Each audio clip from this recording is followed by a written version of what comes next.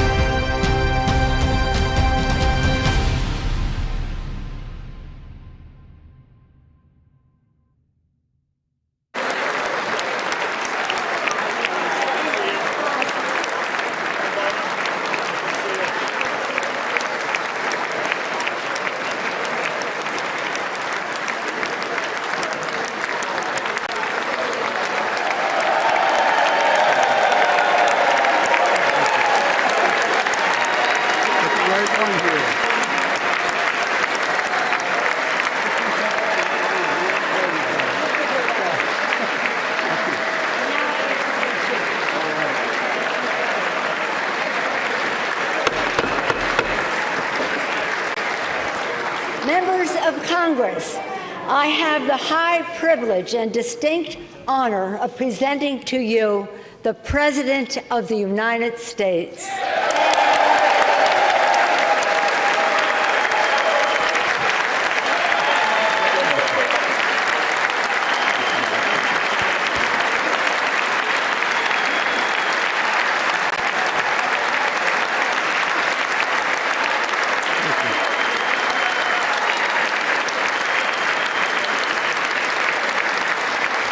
Thank you, thank you, thank you.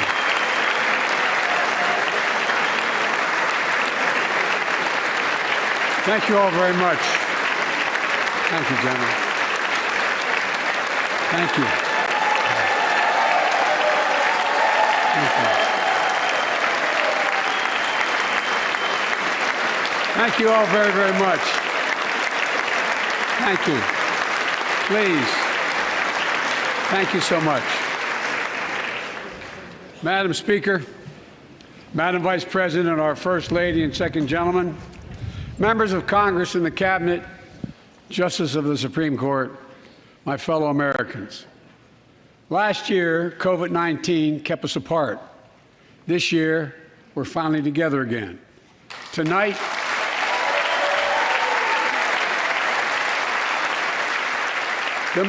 we meet as Democrats, Republicans, and Independents, but most importantly, as Americans, with the duty to one another, to America, to the American people, to the Constitution, and an unwavering resolve that freedom will always triumph over tyranny.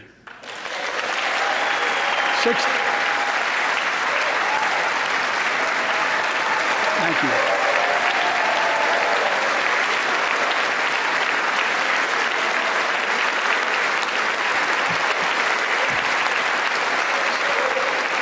6 days ago, Russia's Vladimir Putin sought to shake the very foundations of the free world, thinking he could make it bend to his menacing ways. But he badly miscalculated. He thought he could roll into Ukraine and the world would roll over. Instead, he met with a wall of strength he never anticipated or imagined. He met the Ukrainian people.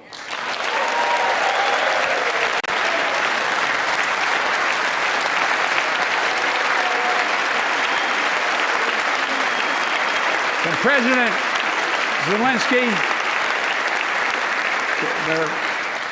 to every Ukrainian, their fearlessness, their courage, their determination literally inspires the world.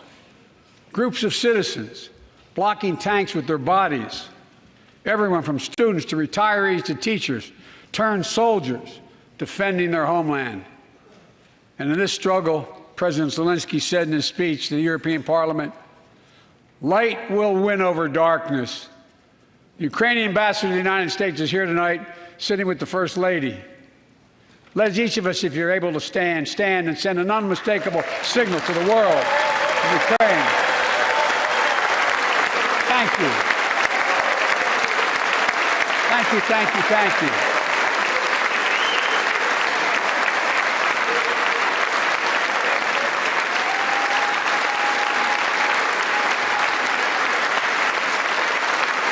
She's bright, she's strong, and she's resolved.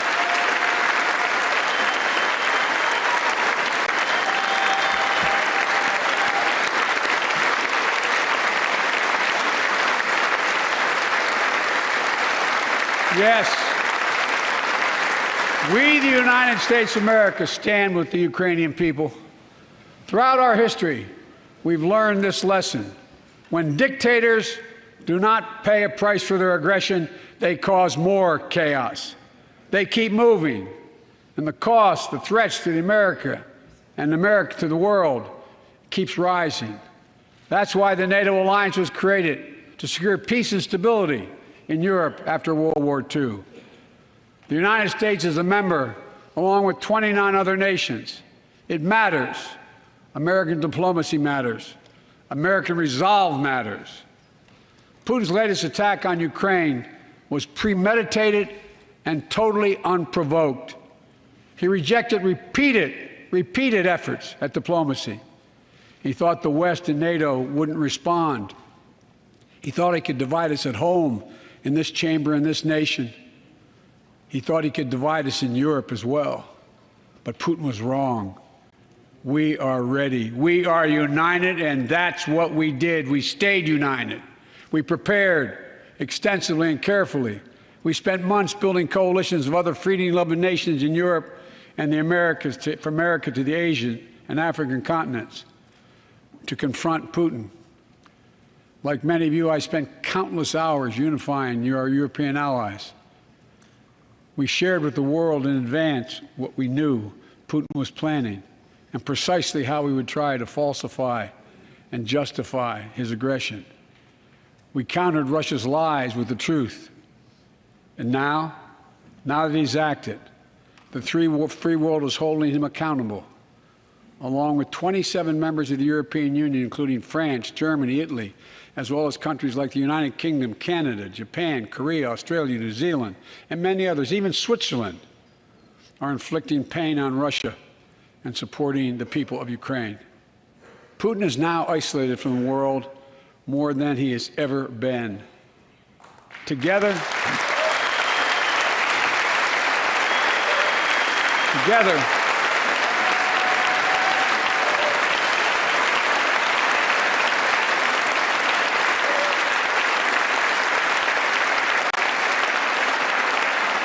along with our allies, we are right now enforcing powerful economic sanctions.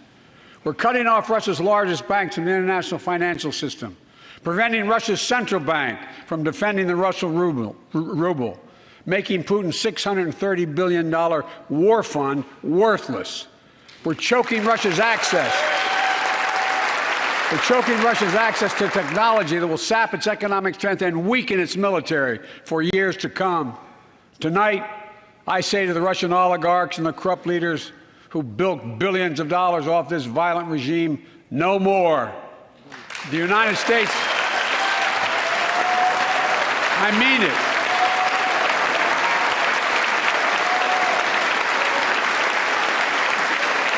The United States Department of Justice is assembling a dedicated task force to go after the crimes of the Russian oligarchs. We're joining with European allies to find and seize their yachts, their luxury apartments, their private jets. We're coming for your ill-begotten gains. And tonight, I'm announcing that we will join our allies in closing off American airspace to all Russian flights, further isolating Russia and adding additional squeeze on their economy.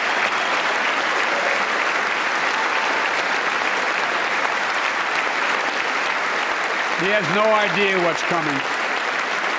The ruble has already lost 30% of its value. The Russian stock market has lost 40% of its value, and trading remains suspended. The Russian economy is reeling, and Putin alone is the one to blame. Together with our allies, we're providing support to the Ukrainians in their fight for freedom. Military assistance, economic assistance, humanitarian assistance. We're giving more than $1 billion of direct assistance to Ukraine, and will continue to aid the Ukrainian people as they defend their country and help ease their suffering.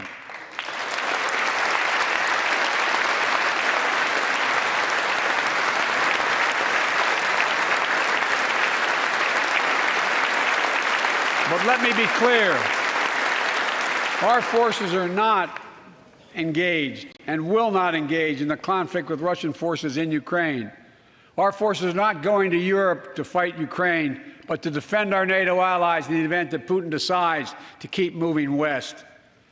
For that purpose, we have mobilized American ground forces, air squadrons, ship deployments to protect NATO countries including Poland, Romania, Latvia, Lithuania, and Estonia. And as I've made crystal clear, the United States and our allies will defend every inch of territory that is NATO territory with the full force of our collective power. Every single inch.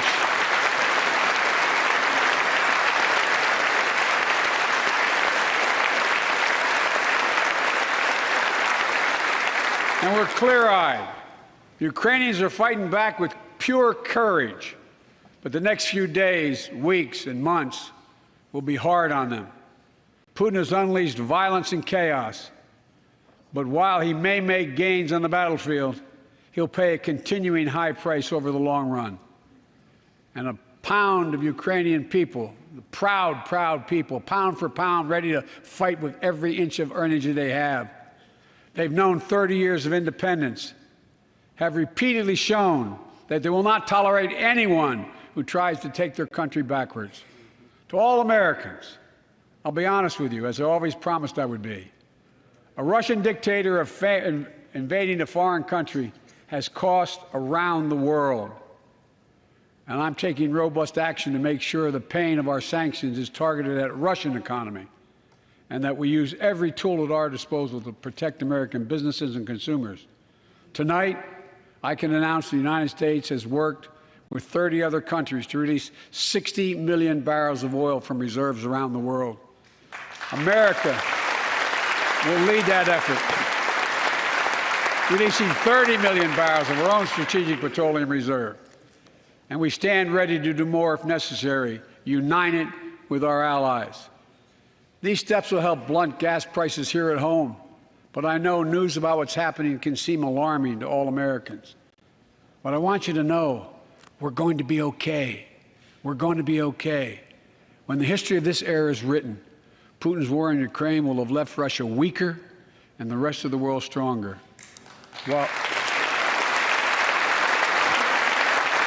While it shouldn't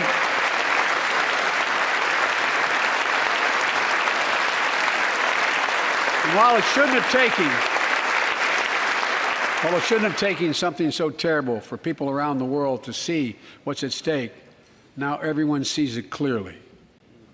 We see the unity among leaders of nations, a more unified Europe, a more unified West.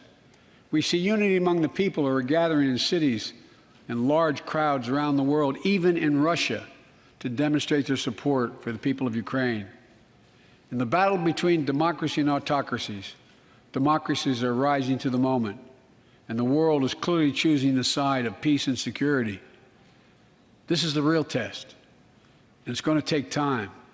So let us continue to draw inspiration from the iron will of the Ukrainian people. To our fellow Ukrainian Americans who forged the deep bond that connects our two nations, we stand with you. We stand with you. Putin may circle Kyiv with tanks, but he'll never gain the hearts and souls of the Iranian people. He'll never extinguish their love of freedom. and he will never, never weaken the resolve of the free world.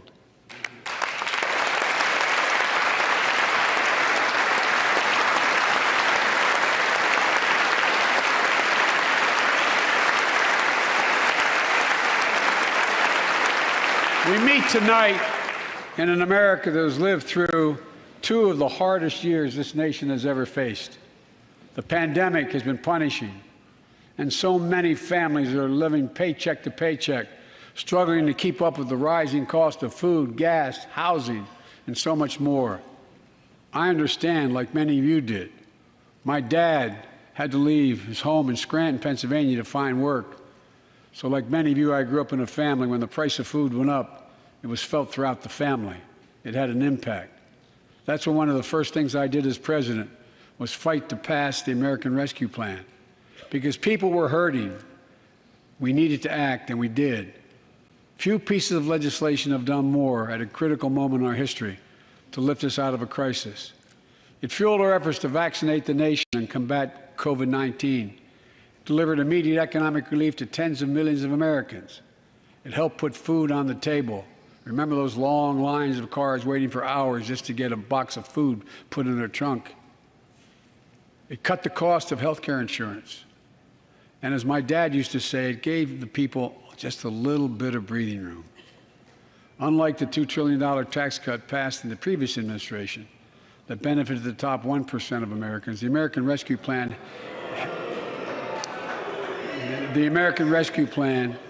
helped working people and left no one behind.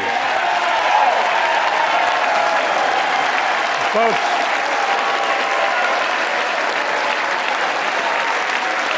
and it worked. It worked.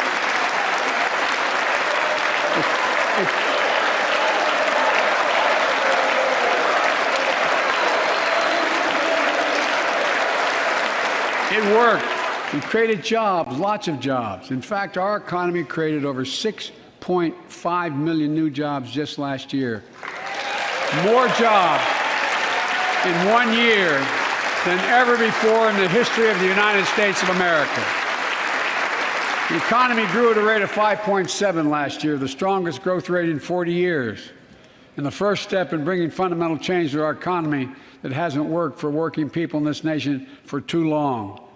For the past 40 years, we were told that tax break for those at the top and benefits would trickle down and everyone would benefit.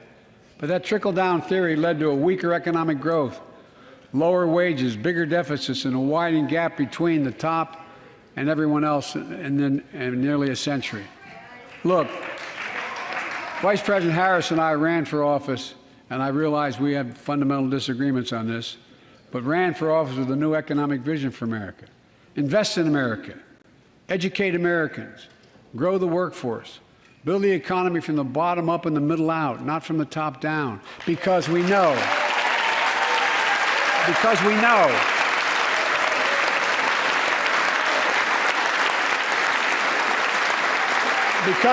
when the middle class grows, the poor will way up and the wealthy do very well. America used to have the best roads, bridges, and airports on earth, and now our infrastructure is ranked 13th in the world. We won't be able to compete for the jobs of the 21st century if we don't fix it. That's why it was so important to pass the bipartisan infrastructure law. And I thank my Republican friends who joined to invest and rebuild America, the single biggest investment in history. It was a bipartisan effort, and I want to thank the members of both parties who worked to make it happen. We're done talking about infrastructure weeks. We're now talking about an infrastructure decade. And look, it's going to transform America, to put us on a path to win the economic competition of the 21st century that we face with the rest of the world, particularly China. I've told Xi Jinping it's never been a good bet to bet against the American people. We'll create good jobs for millions of Americans, modernizing roads, airports, ports, waterways, all across America. And we'll do it to withstand the devastating effects of climate change and promote environmental justice. We'll build a national network of 500,000 electric vehicle charging stations. Begin to replace the poisonous lead pipes so every child, every American has clean water to drink at home and at school. We're going to provide affordable, high-speed internet for every American, rural, suburban, urban, and tribal communities. 4,000 projects have already been announced. Many of you have announced them in your districts. And tonight, I'm announcing that this year, we will start fixing over 65,000 miles of highway and 1,500 bridges in disrepair. And folks,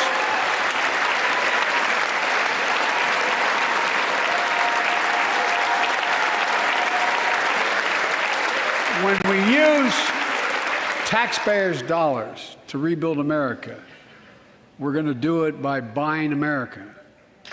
Buy American products. Support American jobs. The federal government spends about $600 billion a year to keep this country safe and secure. There's been a law on the books for almost a century to make sure taxpayers' dollars support American jobs and businesses. Every administration, Democrat and Republican, says they'll do it, but we're actually doing it. We'll buy America to make sure everything from the deck of an aircraft carrier to the steel on highway guardrails is made in America from beginning to end. All of it. All of it.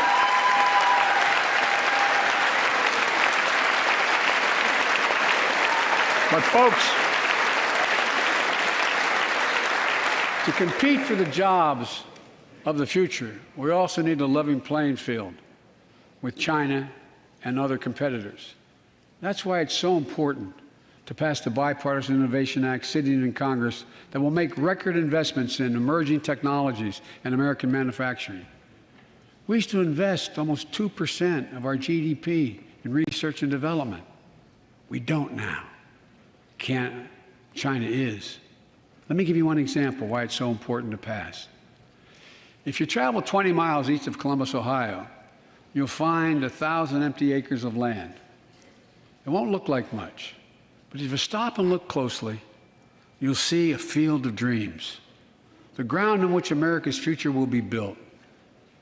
That's where Intel, the American company that helped build Silicon Valley, is going to build a $20 billion semiconductor megasite, up to 8 state-of-the-art factories in one place, 10,000 new jobs. And in those factories, the average job about $135,000 a year. Some of the most sophisticated manufacturing in the world to make computer chips the size of a fingertip, that power the world in everyday lives, from smartphones, technology, the internet, technology that's yet to be invented. But that's just the beginning. Intel CEO Pat Gelsinger, who is here tonight. I don't know where Pat is. Pat, there you go, Pat. Stand up.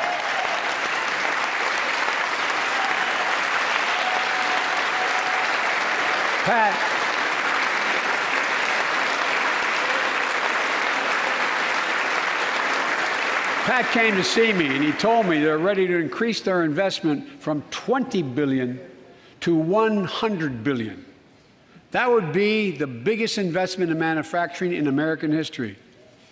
And all they're waiting for is for you to pass this bill. So let's not wait any longer. Send it to my desk. I'll sign it. And we'll really take off in a big way. And folks, Intel is not alone. There's something happening in America. Just look around and you'll see an amazing story. The rebirth of pride that comes from stamping products made in America. The revitalization of American manufacturing. Companies are choosing to build new factories here when just a few years ago they would have gone overseas. That's what's happening. Ford is investing $11 billion in electric vehicles, creating 11,000 jobs across the country. GM is making the largest investment in its history, $7 billion to build electric vehicles, creating 4,000 jobs in Michigan. All told, 369,000 new manufacturing jobs were created in America last year alone. Folks,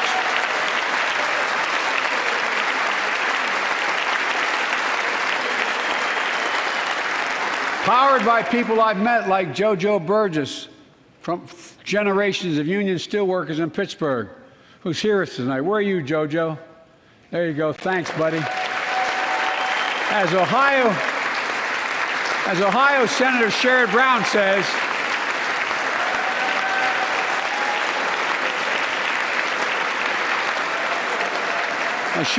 says, it's time to bury the label Rust Belt. It's time to see what used to be called the Rust Belt become the home of a significant resurgence of manufacturing. And with all the bright spots in our economy, record job growth, higher wages, too many families are struggling to keep up with their bills. Inflation is robbing them of gains they thought otherwise they would be able to feel. I get it. That's why my top priority is getting prices under control. Look, our economy roared back faster than almost anyone predicted, but the pandemic meant that businesses had a hard time hiring enough people because of the pandemic to keep up production in their factories. So you didn't have people making those beams that went into buildings because they were out. The factory was closed. The panic also disrupted the global supply chain. Factories close. When that happens, it takes longer to make goods and get them to the warehouses, to the stores, and prices go up. Look at cars last year. 1/3 of all the inflation was because of automobile sales. There weren't enough semiconductors to make all the cars that people wanted to buy. And guess what? Prices of automobiles went way up, especially used vehicles as well. And so we have a choice. One way to fight inflation is to drive down wages and make Americans poorer. I think I have a better idea to fight inflation. Lower your costs, not your wages. And folks,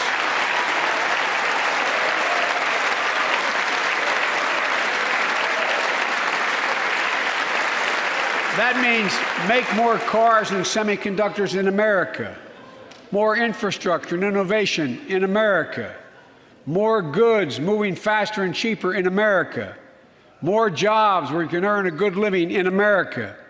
Instead of relying on foreign supply chains, let's make it in America. Look, economists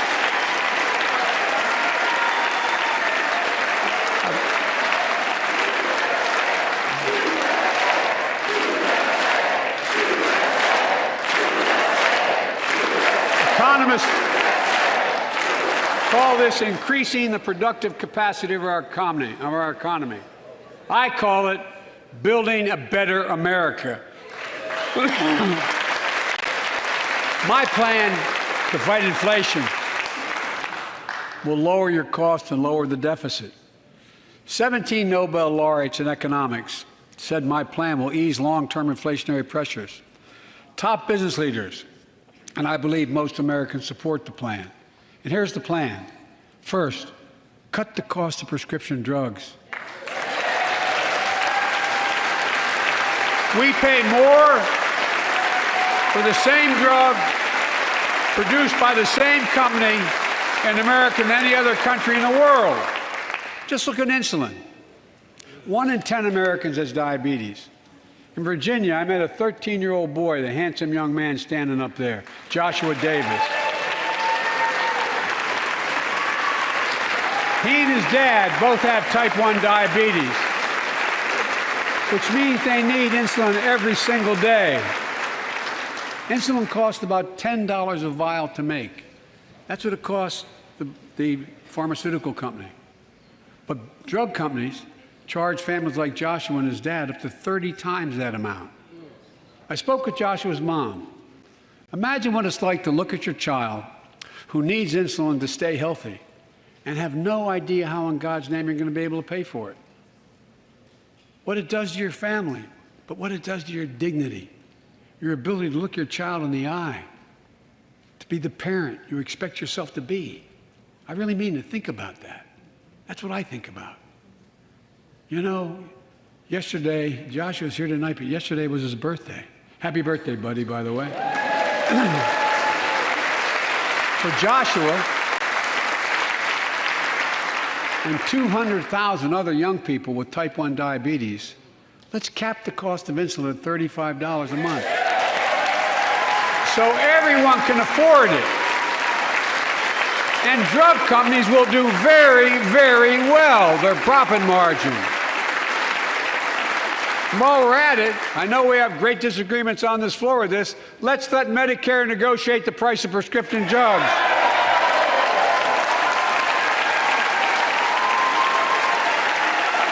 They already set the price for VA drugs. Look, the American Rescue Plan is helping millions of families with Affordable Care Act plans to save them $2,400 a year on their health premiums.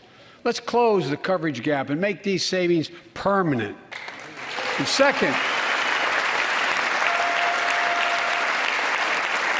let's cut energy costs for families, an average of $500 a year by combating climate change. Let's provide an investment tax credits to weatherize your home and your business, to be energy efficient and get a tax credit for it. Double America's clean energy production in solar, wind, and so much more. Lower the price of electric vehicles, saving another $80 a month that you're not going to have to pay at the pump. Folks,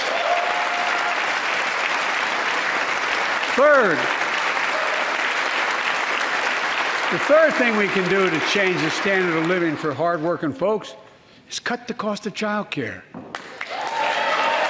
Cut the cost of child care. Folks, if you live in a major city in America, you pay up to $14,000 a year for child care per child. I was a single dad for 5 years, raising 2 kids. I had a lot of help, though. I had a mom, a dad, a brother, and a sister that really helped.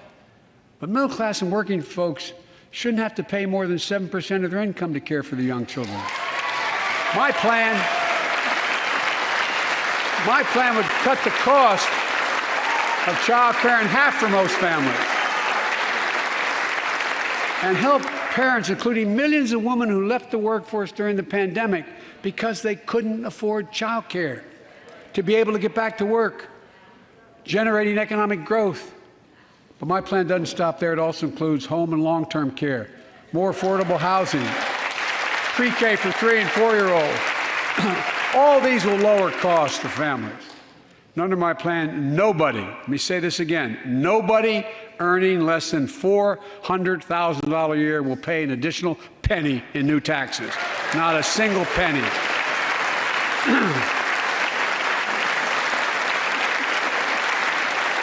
I may be wrong, but my guess is if we took a secret ballot in this floor, that we'd all agree that the present tax system ain't fair. We have to fix it. I'm not looking to punish anybody, but let's make corporations and wealthy Americans start paying their fair share. Look, last year,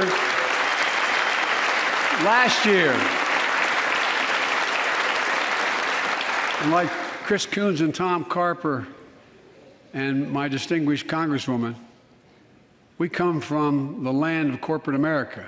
There are more corporations incorporated in America than every other state in America combined. And I still won 36 years in a row. The point is, even they understand they should pay just a fair share. Last year, 55 of the Fortune 500 companies earned $40 billion in profit and paid zero in federal taxes. Now look, it's not fair. That's why I proposed a 15% minimum tax rate for corporations. And that's why in the G7 and other meetings overseas, we're able to put together, I was able to be somewhat helpful, 130 countries agree on a global minimum tax rate. So companies can't get out of paying their taxes at home by shipping jobs and factories overseas. It'll raise billions of dollars. That's why I propose closing loopholes for the very wealthy who pay a lower tax rate than a teacher and a firefighter. So that's my plan, but we'll go in more detail later. We will grow the economy, lower the cost of families. So what are we waiting for? Let's get this done. We all know we've got to make changes. Folks,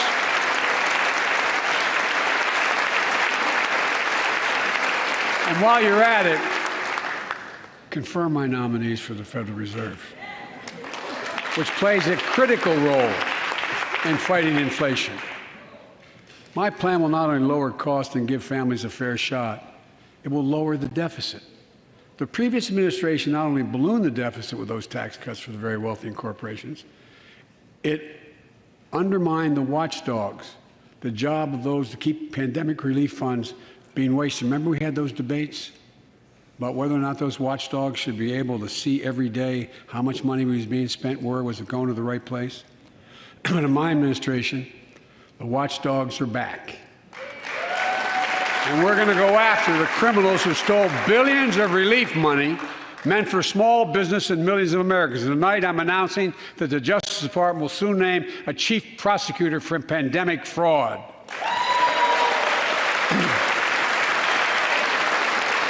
And look,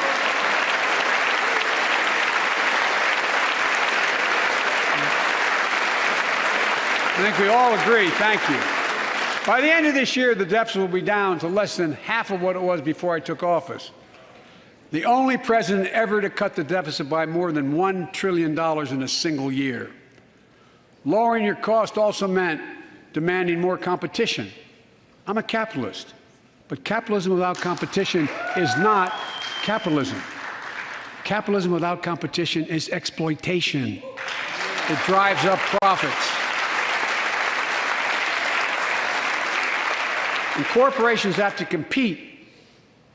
Their profits go up and your prices go up when they don't have to compete.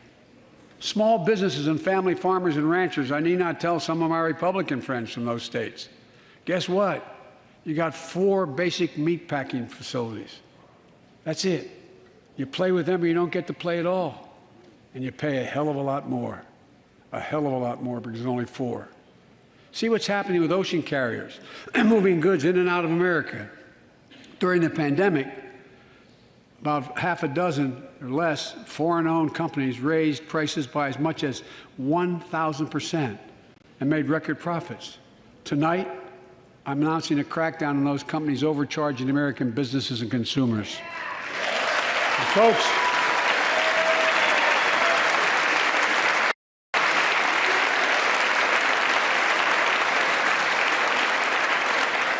and as Wall Street firms take over more nursing homes, quality in those homes has gone down and costs have gone up. That ends on my watch. Medicare is going to set higher standards for nursing homes and make sure your loved ones get the care they deserve and that they inspect and they will look at closely. We're also going to cut costs to keep the economy going strong and giving workers a fair shot, provide more training and apprenticeships, hire them based on skills, not just their degrees. Let's pass the Paycheck Fairness Act and paid leave. Raise the minimum wage to $15 an hour and extend the child tax credit so no one has to raise a family in poverty. Let's increase Pell Grants, increase our historic support for HBCUs, and invest in what Jill, our First Lady who teaches full-time, calls America's best-kept secret, community colleges. Look, let's pass the PRO Act. When a majority of workers want to form a union, they shouldn't be able to be stopped. When we invest in our workers and we build an economy from the bottom up and the middle out together, we can do something we haven't done in a long time, build a better America. For more than 2 years, COVID has impacted every decision in our lives and the life of this nation. And I know you're tired, frustrated, and exhausted. That doesn't even count the close to 1 million people who sit at a dining room table or a kitchen table and look at an empty chair because they lost somebody. But I also know this, because of the progress we've made, because of your resilience and the tools that we have been provided by this Congress. Tonight I can say we're moving forward safely back to more normal routines. We've reached a new moment in the fight against COVID-19, where severe cases are down to a level not seen since July of last year. Just a few days ago, the Center for Disease Control and Prevention issued a new mask guidelines. Under the new guidelines, most Americans and most of the country can now go mask-free. And based on projections, more of the country will reach a point across the next couple of weeks. And thanks to the progress we've made in the past year, COVID-19 no longer need control our lives. I know some are talking about living with COVID-19, but tonight I say that we never will just accept living with COVID-19. We'll continue to combat the virus as we do other diseases. And because this virus mutates and spreads, we have to stay on guard. And here are 4 common sense steps as we move forward safely, in my view. First, stay protected with vaccines and treatments. We know how incredibly effective vaccines are. If you're vaccinated and boosted, you have the highest degree of protection. And we'll never give up on vaccinating more Americans. Now, I know parents with kids under 5 are eager to see their vaccines authorized for their children. Scientists are working hard to get that done. We'll be ready with plenty of vaccines if and when they do. We're all ready. We are also ready with antiviral treatments. If you get COVID-19, the Pfizer pill reduces your chances of ending up in the hospital by 90%. I've ordered more pills than anyone in the world has. Pfizer is working overtime to get us 1 million pills this month and more than double that next month. And now we're launching the Test to Treat initiative. So people can get tested at a pharmacy, and if they prove positive, receive the antiviral pills on the spot at no cost. Folks, if you're immunocompromised or have some other vulnerability, we have treatments and free high-quality masks. We're leaving no one behind or ignoring anyone's needs as we move forward. On testing, we've made hundreds of millions of tests available, and you can order them for free to your doorstep.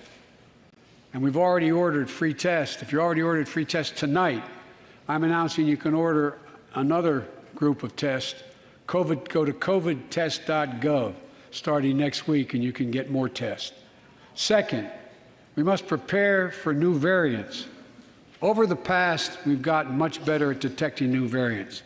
If necessary, we'll be able to develop new vaccines within 100 days instead of maybe months or years.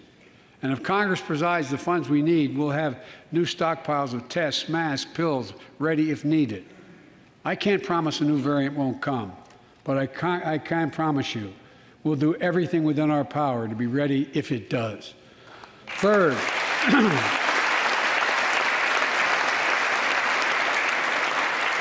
we can end the shutdown of schools and businesses. We have the tools we need. It's time for America to get back to work and fill our great downtowns again with people. People working from home can feel safe and begin to return to their offices. We're doing that here in the federal government. The vast majority of federal workers will once again work in person. Our schools are open. Let's keep it that way. Our kids need to be in school.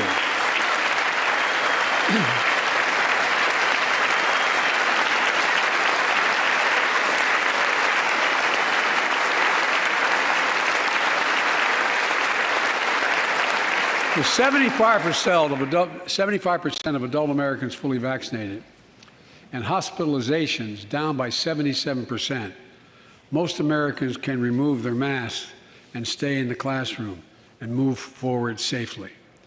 We achieved this because we provided free vaccines, treatments, tests, and masks. Of course, continuing this costs money, so I'll not surprise you. I'll be back to see you all. And I'm going to soon send a request to Congress. The vast majority of Americans have used these tools and may want again. We may need them again, so I expect Congress, and I hope you'll pass that quickly. Fourth, we'll continue vaccinating the world. We've sent 475 million vaccine doses to 112 countries, more than any nation on earth. We won't stop because you can't build a wall high enough to keep out a vaccine. The vaccine can stop the spread of these diseases. You know, we've lost so much in COVID-19. Time with one another. The worst of all, the loss of life. Let's use this moment to reset. So stop looking at COVID as a partisan dividing line. See it for what it is, a god-awful disease. Let's stop seeing each other as enemies and start seeing each other for who we are, fellow Americans. Look.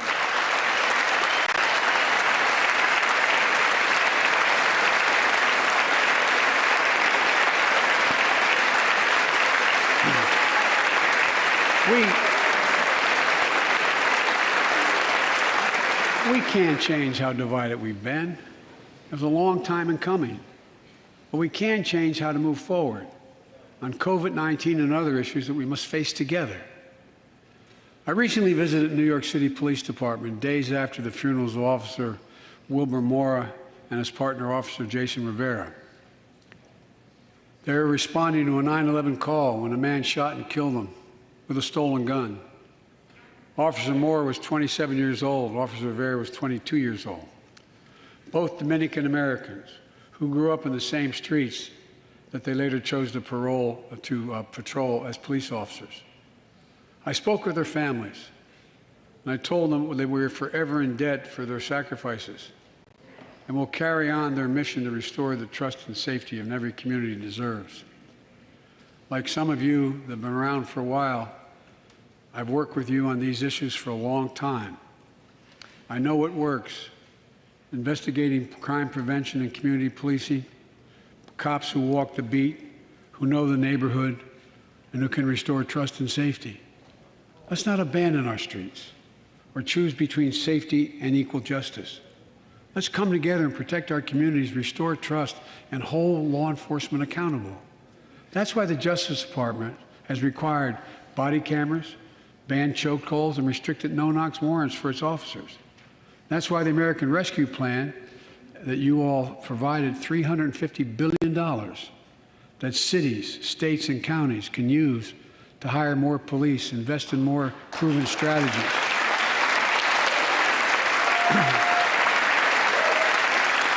Proven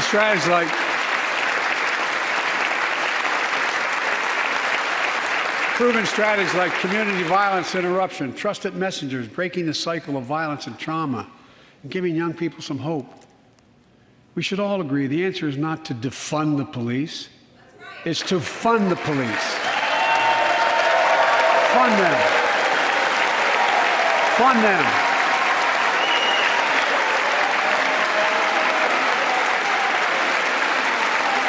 Fund them with resources and training. Resources and training they need to protect our communities. I ask Democrats and Republicans alike to pass my budget and keep our neighborhoods safe. And we'll do everything in my power to crack down on gun trafficking, of ghost guns that you can buy online, assemble at home, no serial numbers, can't be traced. I ask Congress to pass proven measures to reduce gun violence.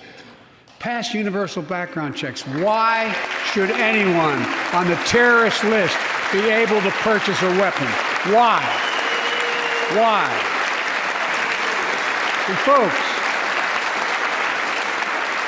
ban assault weapons with high-capacity magazines that hold up to 100 rounds.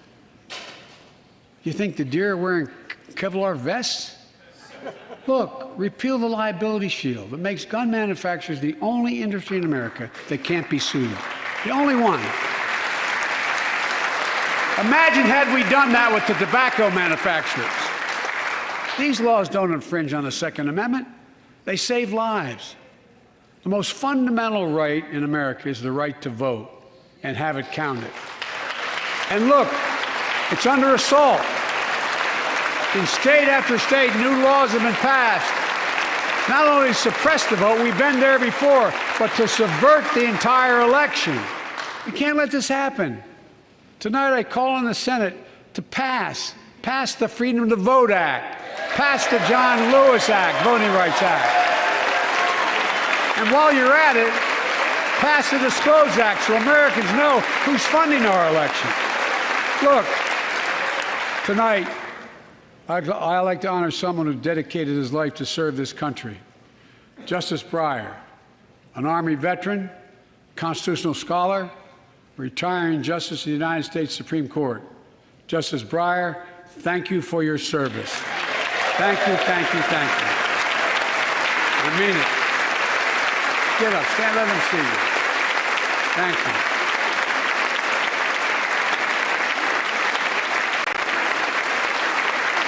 And we all know, no matter what your ideology, we all know one of the most serious constitutional responsibility a president has is nominating someone to serve on the United States Supreme Court. As I did 4 days ago, I've nominated the Circuit Court of Appeals, Ketanji Brown Jackson, one of our nation's top legal minds, who will continue in Justice Breyer's legacy of excellence. A former top litigator in private practice, a former federal public defender, from a family of public school educators and police officers. She's a consensus builder. Since she's been nominated, she's received a broad range of support, including the Fraternal Order of Police and former judges supported by Democrats and Republicans. Folks, if we are to advance liberty and justice, we need to secure our border and fix the immigration system.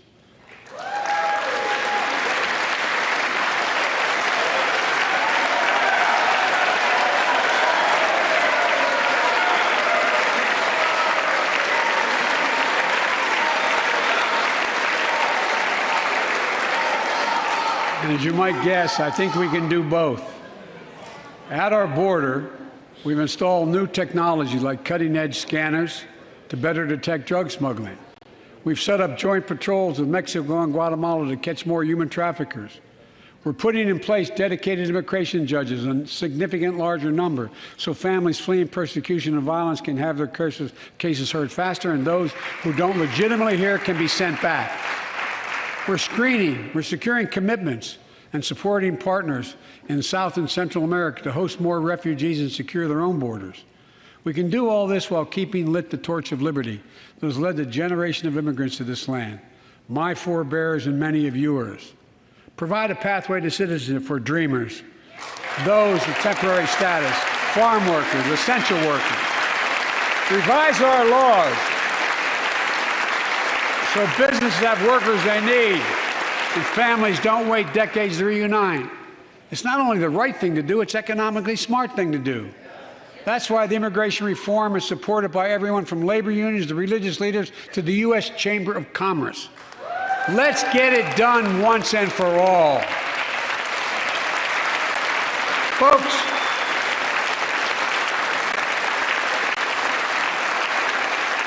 advancing liberty and justice also requires protecting the rights of women. The constitutional right affirmed by Roe v. Wade, standing precedent for half a century, is under attack as never before. If you want to go forward, not backwards, we must protect access to health care, preserve a woman's right to choose, and continue to advance maternal health care for all Americans. And folks, for our LGBTQ plus Americans, let's finally get the Bipartisan Equality Act to my desk. The onslaught of state laws targeting transgender Americans and their families, it's simply wrong. And I said last year, especially to our younger transgender Americans, I'll always have your back as your president so you can be yourself and reach your God-given potential. Folks,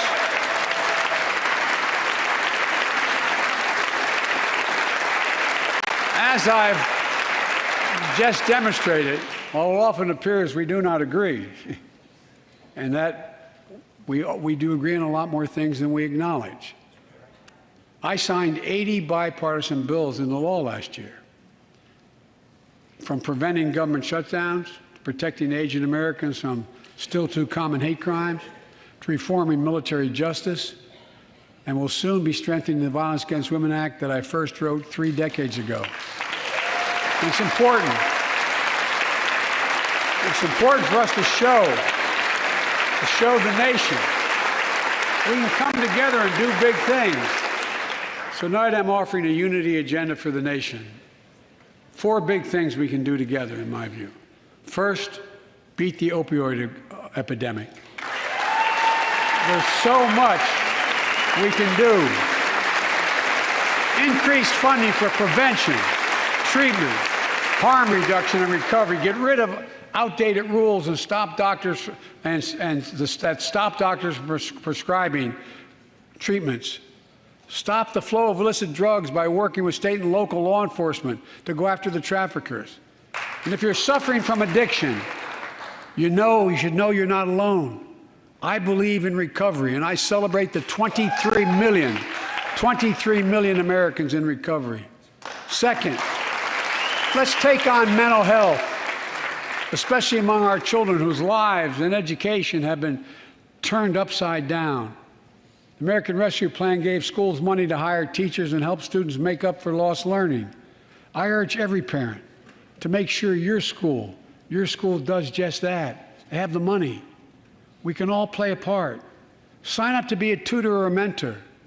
Children were also struggling before the pandemic: bullying, violence, trauma, and the harms of social media.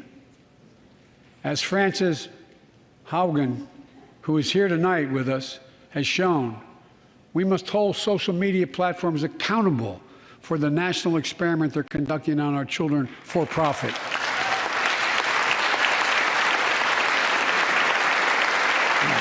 Folks, thank you.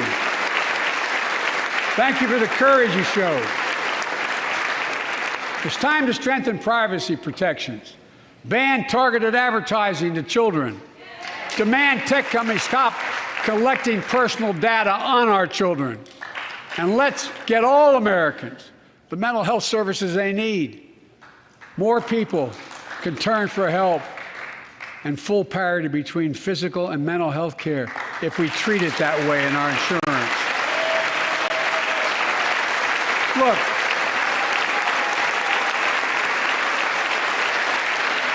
the third piece of that agenda is support our veterans. Veterans are the backbone and the spine of this country. They're the best of us. I've always believed that we have a sacred obligation to equip those we send to war and care for those and their family when they come home. My administration is providing assistance in job training, housing, and now helping lower-income veterans get VA care debt-free. And our troops in Iraq and Afghanistan have faced many dangers, one being stationed at bases breathing in toxic smoke from burn pits. Many of you have been there. I've been in and out of Iraq and Afghanistan over 40 times.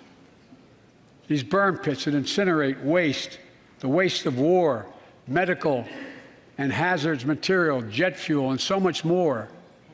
And they come home, many of the world's fittest and best trained warriors in the world. Never the same. Headaches, numbness, dizziness. A cancer that would put them in a flag-draped coffin. I know. One of those soldiers was my son, Major Beau Biden.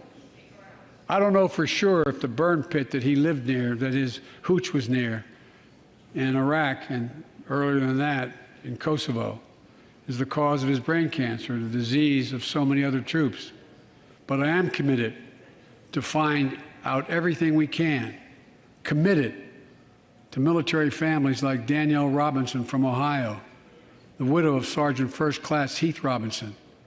He was born a soldier, Army National Guard, combat medic in Kosovo and Iraq, stationed near Baghdad, just yards from burn pits the size of football fields. Danielle is here with us tonight. They love going to Ohio State football games.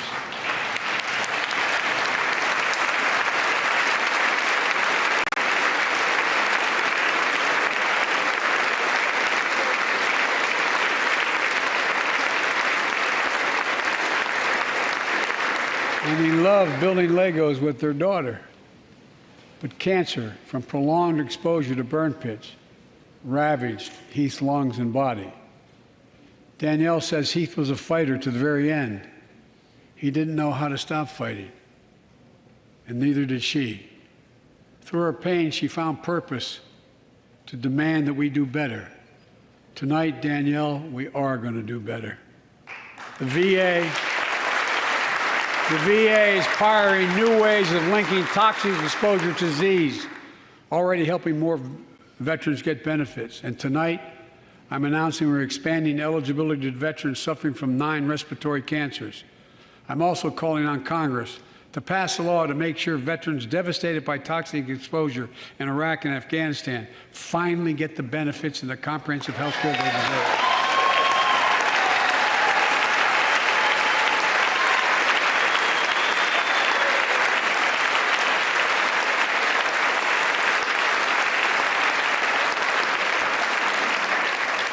And fourth and last, let's end cancer as we know it. This is personal.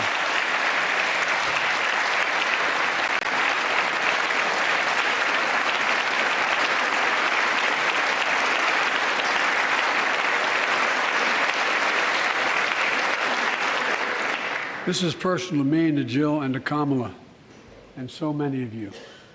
So many of you have lost someone you love. Husband, wife, son, daughter, mom, dad. Cancer is the #2 cause of death in America, second only to heart disease.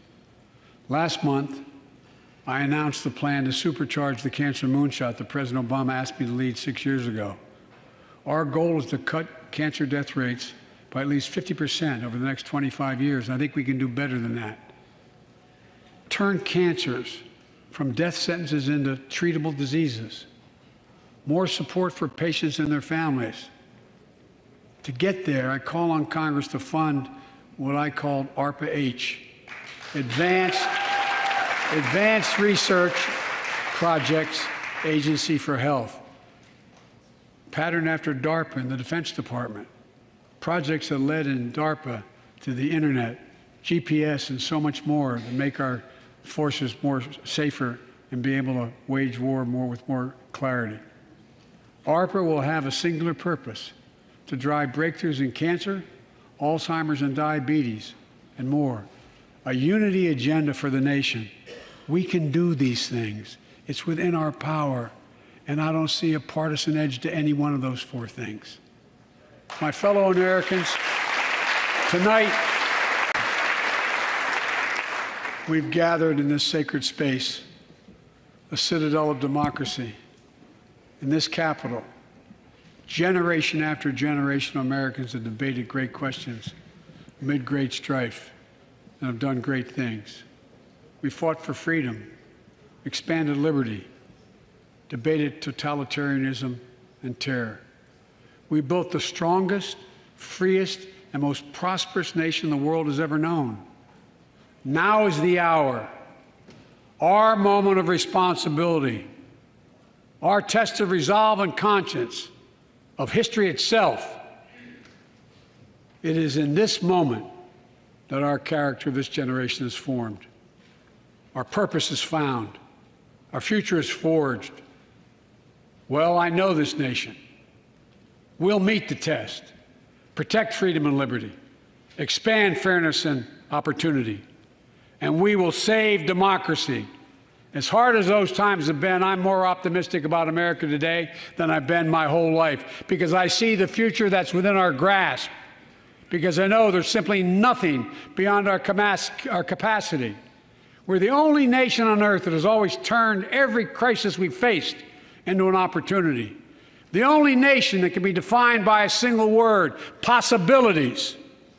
So on this night, on our 245th year as a nation, I've come to report on the state of the nation, the State of the Union. And my report is this: the State of the Union is strong because you, the American people, are strong.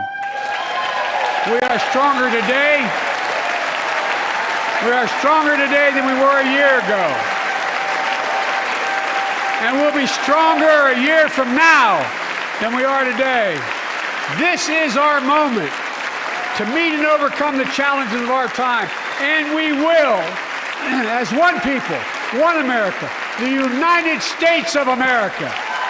God bless you all, and may God protect our troops. Thank you. Go get him.